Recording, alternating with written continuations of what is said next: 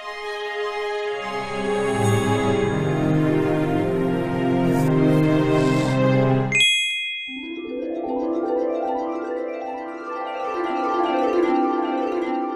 रौनकपुर नाम का गांव था। गांव के बीचों बीच एक सुंदर सा सोने का जादुई पेड़ था। वह पेड़ सोने का था और फल तो हीरे मोती से भरे हुए रहते थे।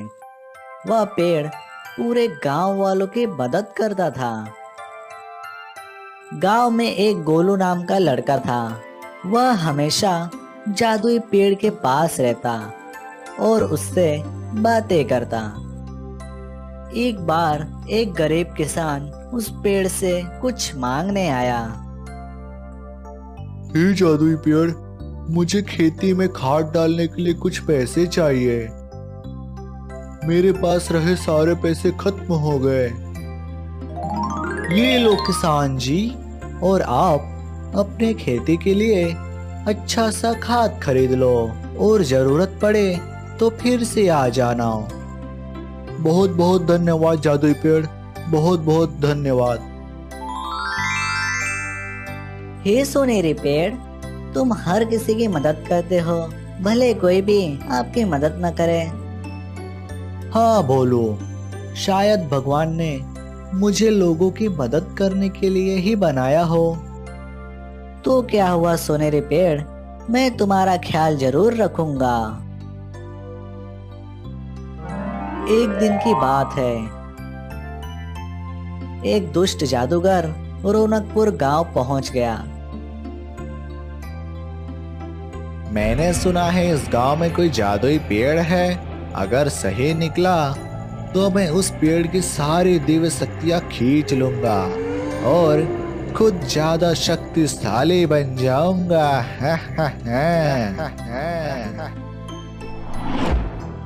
लगता है यही वो जादुई पेड़ है। देख के तो नहीं लगता है।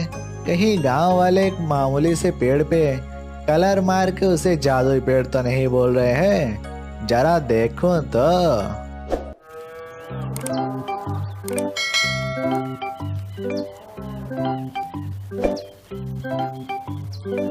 हे जादुई पेड़, मैं बहुत दूर से सफर करके आया हूँ। मुझे आगे सफर करना है, लेकिन मेरे पास पैसे नहीं है। क्या तुम मुझे कुछ पैसों की मदद कर सकते हो? हाँ मुसाफिर जी, ये लो पैसे और आप अपना सफर जारी रखो।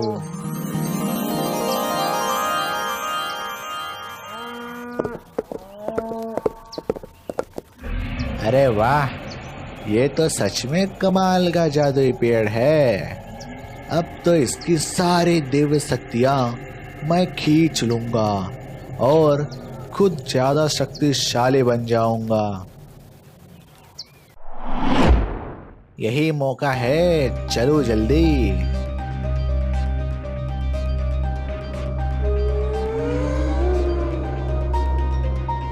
ओए, कहाँ जा रहे हो? तू मुझे रोकेगा? ये ले।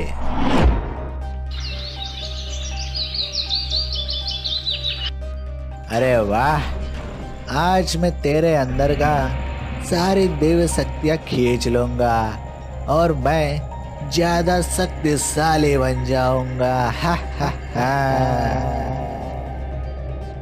नहीं, तुम ऐसा नहीं कर सकते। अब तुम्हारा समय पूरा हो गया जादुई पेड़, तुमने बहुत सेवा कर ली। जादूगर अपने जादुई शक्ति से पेड़ का दिव्य शक्ति खींच लेता है और वहां से भाग जाता है।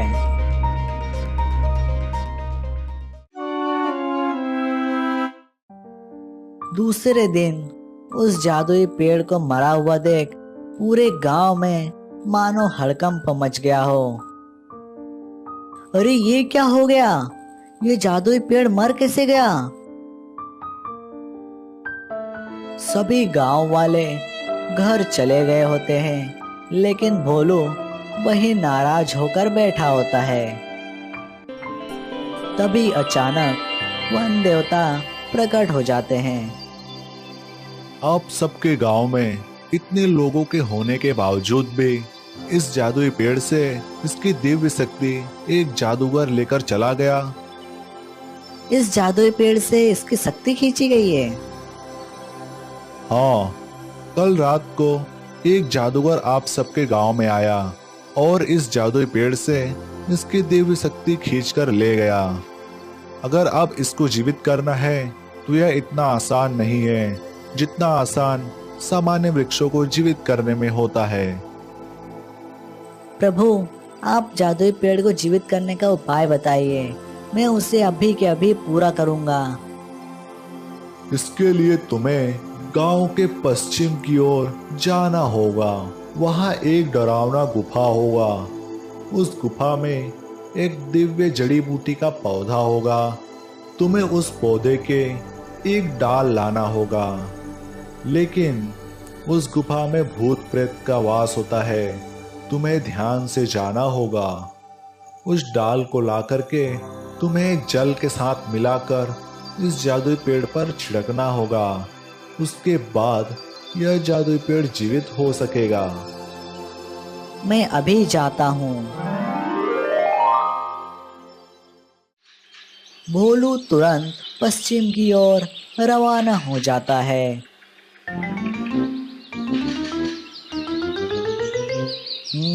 शायद यह वो गुफा हो जिसके बारे में वन देवता कह रहे थे। चलो फिर चलकर देखता हूँ। भोलू उस गुफा के अंदर चला जाता है। जैसे ही भोलू उस पौधे के पास पहुंचता है कि तुरंत एक आवाज आती है। मैं यहीं छुप जाता हूँ। जैसे वो चला जाएगा तब मैं तुरंत एक डाल तोड़कर यहाँ से निकल लूंगा। जैसे ही भूत वहां से चला जाता है, भोलू तुरंत उस दिव्य पौधे के एक डाल तोड़ता है और तुरंत वहां से निकल पड़ता है।